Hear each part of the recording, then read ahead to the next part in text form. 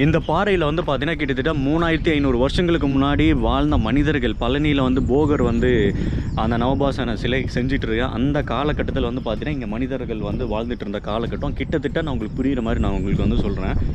அப்போது அவங்க எல்லாருமே வந்து பார்த்தீங்கன்னா இங்கே கொஞ்சம் பேர் இருந்திருப்பாங்க, அந்த பாறைகளில் கொஞ்சம் பேர் இருந்திருப்பாங்க, அங்கே அங்கே அங்கேன்னு சொல்லிட்டு இந்த இடமே வந்து பார்த்திங்கன்னா அந்த மக்கள் வாழ்ந்துட்டு இருந்த இடம் தான்.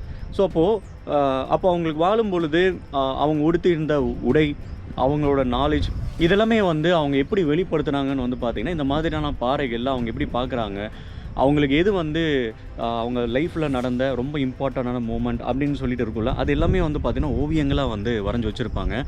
ஆனால் அன்றைக்கி தெரிஞ்சிருக்காது 3500 4000 வருஷங்களுக்கு முன்னாடி நம்ம வரைஞ்சி வைக்கக்கூடிய அந்த ஓவியம் தான் இந்த ஊருக்கு வந்து ஒரு மிகப்பெரிய அடையாளமாக வந்து மாறப்போகுது அப்படின்னு சொல்லிட்டு. ஏன்னா இந்த ஓவியத்தை வச்சு மட்டும்தான் இந்த ஊருக்கு நிறைய பேர் வந்து வராங்க. அந்த ஓவியம், இந்த ராக் பெயிண்டிங் இதெல்லாம் இல்லைன்னு வச்சுக்கோங்களேன், இந்த ஊர் வந்து பார்த்திங்கன்னா நிறைய பேருக்கு வந்து தெரியாது.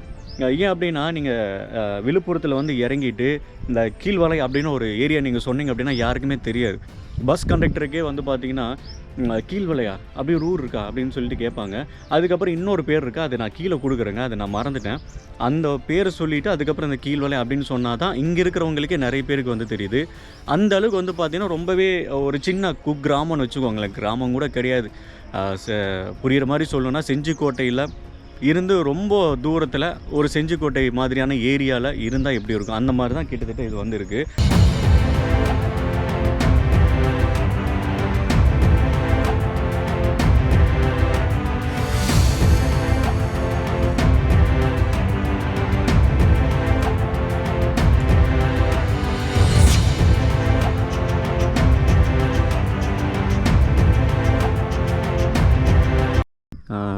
ஸோ அப்போது அவங்களோட ட்ரெஸ்ஸஸ் எல்லாம் எப்படி இருந்திருக்கும், அவங்க என்ன மாதிரியான உடைகள் போட்டிருப்பாங்க அப்படின்னு பார்த்தீங்கன்னா, ஸோ கிட்டத்தட்ட 3500 வருஷங்களில்.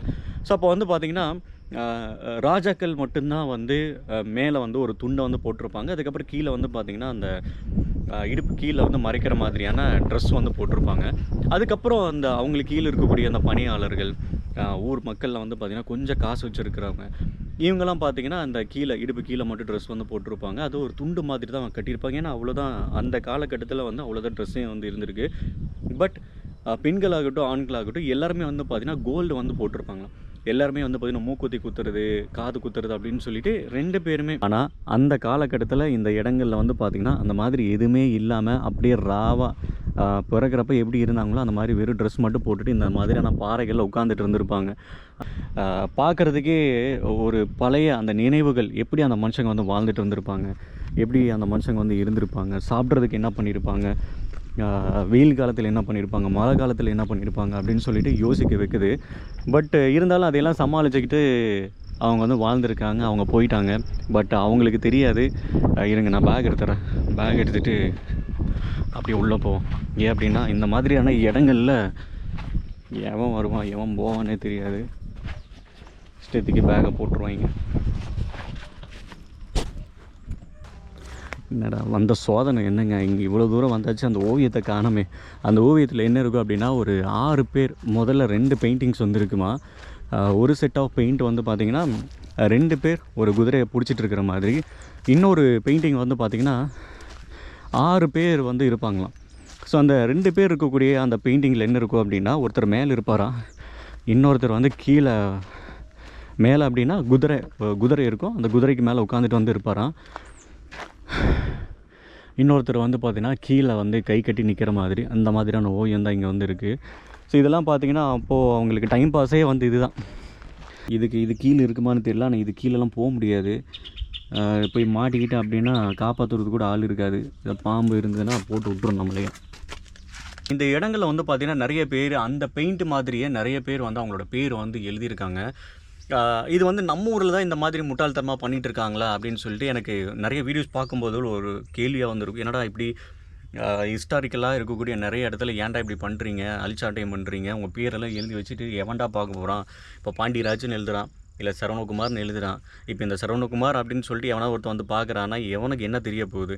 ஸோ இந்த மாதிரி எதுக்கு எழுதுகிறோன்னே தெரியாமல் இங்கே நிறைய பேர் வந்து பார்த்தீங்கன்னா இந்த மாதிரி வரலாற்றில் முக்கியமாக சொல்லக்கூடிய இடத்துல வந்து எழுதி வச்சுட்டு போகிறானுங்க. இதெல்லாம் பார்க்கும்பொழுது நம்ம ஊரில் இப்படி நடந்துகிட்டு இருக்கான், கிறுக்கனுங்க இப்படி தான் பண்ணுறானுங்களா அப்படின்னு பார்த்தா தமிழ் ட்ரக்கர் அவர் வந்து ஒரு வீடியோ வந்து போட்டிருப்பார். அதில் வந்து பார்த்திங்கன்னா ஒரு ஈராக்கில் அவர் பேர் என்ன சதாம் ஹுசேன் அவரோட பேலஸுக்கு வந்து போயிருப்பார்.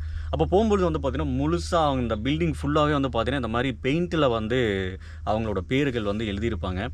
அப்போ தான் எனக்கு என்ன ஃபீல் ஆச்சு அப்படின்னா, அப்போ உலகம் முழுக்க வந்து இந்த மாதிரியான ஹிஸ்டாரிக்கல் பிளேஸஸ் அழிக்கிறதுக்கு ஒரு கூட்டம் வந்திருக்கு. இந்த மாதிரி இடத்துக்கு போனால் நம்ம பேர் எழுதிட்டு வச்சுட்டு வந்தோம் அப்படின்னா நம்மளோட பேர் வரலாற்றில் வந்து இருக்கும் அப்படின்னு நினச்சி வந்து எழுதுறாங்க. அது எவ்வளோ பெரிய ஒரு முட்டாள்தனமான ஒரு விஷயம் அப்படின்றது பாருங்கள். 3500 வருஷங்களுக்கு முன்னாடி அவனுக்கு தெரியாது இங்கே எழுதும்பொழுது இதுதான் இந்த ஊருக்கு இதுதான் அட்ரஸாக மாறப்போகுது, இதுதான் நாளைக்கு நிறைய பேர் வந்து வரப்போகிறாங்க, நம்ம செத்ததுக்கு அப்புறமும் இன்னும் நிறைய தலைமுறைகள் நிறைய ஜென்ரேஷன் வந்து இந்த இடத்துல இருக்க போகுது, வந்து பார்க்க போகிறாங்க அப்படின்னு சொல்லிட்டு தெரியல.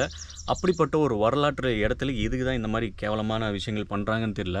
8698 88வது வருஷத்தில் வந்து எழுதிட்டு போயிருக்காங்க. பார்த்தீங்களா, நான் பார்த்து நானே ஷாக் ஆகிறேன் இவ்வளோ பேசிட்டு. இந்த மாதிரி ஷாக் ஆகிறது தான் இந்த பைத்தியக்காரங்க வந்து இங்கெல்லாம் எழுதிட்டு இருக்கிறானுங்க. இதுவா இந்தா இருக்குங்க, இங்கே பாருங்கள், இதோ இங்கே வரைஞ்சிருக்காங்க பாருங்கள். அழிஞ்சே போச்சு அந்த பைத்தியக்காரன் தண்ணியை ஊற்றி அழிச்சதில்லை. இங்கே பார்த்தீங்களா, இங்கே தெரியுது பார்த்தீங்களா? வா கடவுளே, இவ்வளோ நேரம் தேடினதுக்கப்புறம் முன்னாடியே குத்துக்கள் மாதிரி இருந்திருக்கு. இதை விட்டுட்டு நான் அங்கே இங்கே மேலே எல்லாம் தேடிட்டு வந்து இருந்திருக்கேன். இதுதாங்க. ஆனால் சரியாக வந்து தெரியல, எனக்கே கண்ணில் பார்க்கும்போது எனக்கே தெரியல, ஆனால் வரைஞ்சிருக்கிறது தெரியுது. ஏதோ இருக்குன்றது தெரியுது, ஆனால் என்ன இருக்குன்னு தான் அண்டர்ஸ்டாண்ட் பண்ணிக்க முடியல. ஆனால் அங்கே எழுதியிருக்கிறாங்க, அங்கே வந்து பார்த்திங்கன்னா வரலாற்றில் இடம்பெற்ற பகுதி அப்படின்னு சொல்லி எழுதியிருக்காங்க. ஸோ அதன்படி பார்த்தா இங்கே 2 பேர் ஒரு குதிரையை பிடிச்சிட்டு இருக்கிற மாதிரி, இங்கே கீழே 6 பேர் வந்து இருக்கிற மாதிரி. 1 2 3 4 5 பேர் இருக்காங்க. 6வது நபர் எங்கே போனாங்க? இப்போ அழிஞ்சிருச்சுங்க. கண்டிப்பாக இதெல்லாம் வந்து ஒரு 100-200 வருஷத்தில் அது வரைக்கும் தாங்குமான்னு தெரியல. அதுக்குள்ளே கிறுக்கனுங்க வந்து தண்ணியை ஊற்றி அழிச்சிடுவானுங்க. இது கீழே அவனுங்க பெயிண்ட் எழுதுறேன், சாரி பேர் எழுதுறேன் அப்படின்னு சொல்லிட்டு எப்படி 1998 எழுதுனானுங்க அந்த மாதிரி எழுதி அதை அழிச்சு விட்ருவானுங்க. எவ்வளோ வருஷம் இருக்க போகுதுன்னு தெரியல. எனக்கு தெரிஞ்ச ஒரு 2-3 வருஷம் தான் இதெல்லாம் காணாமல் போயிடும். இதை தொடாமல் இருந்தால் கண்டிப்பாக ஒரு 2-3 வருஷத்துக்கு மேலே தாண்டலாம். பட் அது வரைக்கும் தாங்குமான்னு தெரியலங்க. இடம் வந்து பார்த்திங்கன்னா வரலாற்றில் மிக முக்கியமான இடம். எப்படியோ ரொம்ப நேரம் தேடி கண்டுபிடிச்சா அந்த பெயிண்டிங்கை வந்து பார்த்தாச்சு. ஸோ இப்போ என்னன்னாங்க, அதாவது இந்த மாதிரியான மனுஷங்கள் இந்த மாதிரியான இடங்களை பார்க்கும் பொழுது உண்மையிலே எனக்கு வந்து ஒரு ரொம்பவே ஒரு சந்தோஷமான ஒரு ஃபீல். ஏன் அப்படின்னா எனக்கு வந்து இந்த ஹிஸ்டாரிக்கலான பிளேசஸ் அப்படின்னா எனக்கு ரொம்ப ரொம்ப பிடிக்கும். அதுலேயே ரொம்ப இந்த பாசிட்டிவான வைப் இருக்கக்கூடிய இடத்தெல்லாம் பார்த்திங்கன்னா நான் போகும்பொழுது அங்கே வந்துட்டோம், அந்த இடத்துக்கு டக்குன்னு போக முடியாது அப்படின்னு எனக்கு ஃபீல் ஆகிற இடம், ஒரு மனசோடு ஒட்டி இருக்கக்கூடிய இடத்தெல்லாம் பார்த்திங்கன்னா ரொம்ப ஒரு மறக்க முடியாத பொருள் ஏதாவது நான் வந்து எடுத்துகிட்டு போவேன். அந்த மாதிரி எங்கள் வீட்டில் நிறையா வந்திருக்கு. பட் இந்த இடத்துல எனக்கு அந்த மாதிரி எதுவுமே ஃபீல் ஆகலை.